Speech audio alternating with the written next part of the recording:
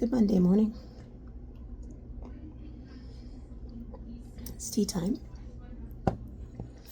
We're reading for us today from my book, Deeper, Finding the Dimension Beneath the Surface of Life by Sharon Grussendorff.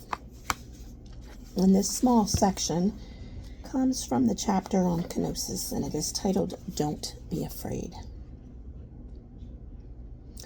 While the fear of physical danger is a healthy reaction to a specific and actual threat, anxiety is a habitual response that focuses on what might happen in the future.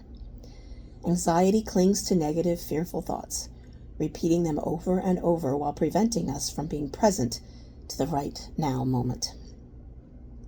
Worrying somehow gives us the illusion we can control the future, as we saw in the parable of the rich man, which I read several weeks ago, I think.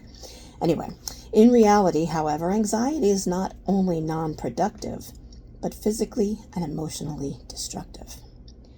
Fear triggers our bodies to prepare for actual danger.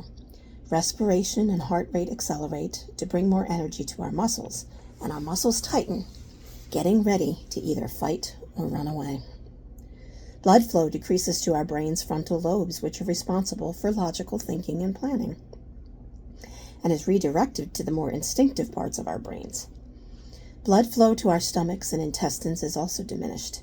If we're running for our lives, our bodies don't want to waste energy digesting our breakfasts. All these responses are healthy and useful when we're encountering an actual danger.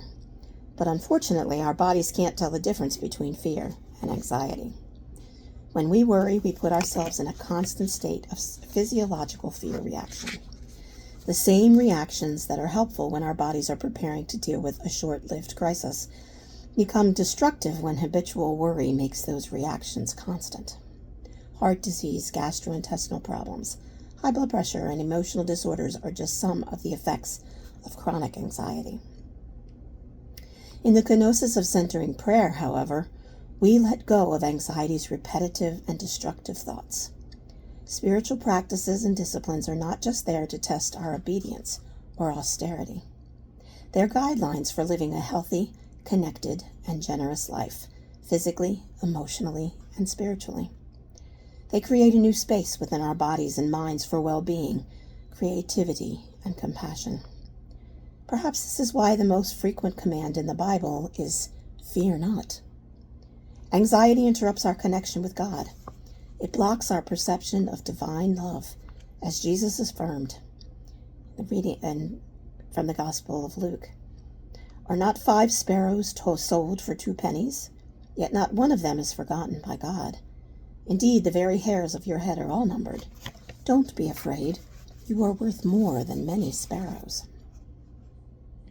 Inner constriction and clinging create anxiety, our sense of scarcity and threat. When we consciously choose to relax our egos, grip on our lives, when instead we practice openness and generosity, we focus our perceptions. Now we can begin to recognize the abundance of God and of life. We perceive the tenderness of God's care for even the sparrows. As we practice this letting go in daily prayer, our brain patterns change. We replace habitual anxiety with an ongoing attitude of kenosis, as Jesus modeled for us. This is the path to true inner freedom. And a poem written by Cynthia Bourgeault. When the fight or flight alarm bells are going off in your head, and everything inside you wants to brace and defend itself, the infallible way to extricate yourself is simply to freely release whatever you are holding on to. The method of full, voluntary self-donation reconnects you instantly to the wellspring. In fact, it is the wellspring.